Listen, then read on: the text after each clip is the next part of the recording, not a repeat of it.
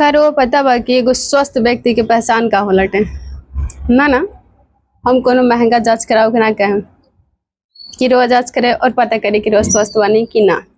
Simple सा अभी कर सकतनी। देखिए अपना शरीर के, जौना व्यक्ति के सीना पेट से छोटा होको समझी उ अनहेल्दी मतलब बीमार बाड़े। अब उ मानस चाहे ना मानस उनकरा ऊपर के बात बा। देखी रउआ आज ना महसूस होई कि हम बीमार बानी, कल ना महसूस होई, एक दिन तो जरूर होई। और जहिया होई तहिया हमार पूरा, अब हम बुरा नहीं कहत, लेकिन उस समय ऐसा हालत हुई कि घर पूरा फैमिली पूरा परिवार परेशान, गांव तक परेशान, रउआ परेशान। और वो टाइम चाहे रउआ कितना भी पैसा झोंक ली, घर के पूरा बैंक बैलेंस और खत्म, खेत तक बेच दे तब रउआ खुद के ना बचा पाए।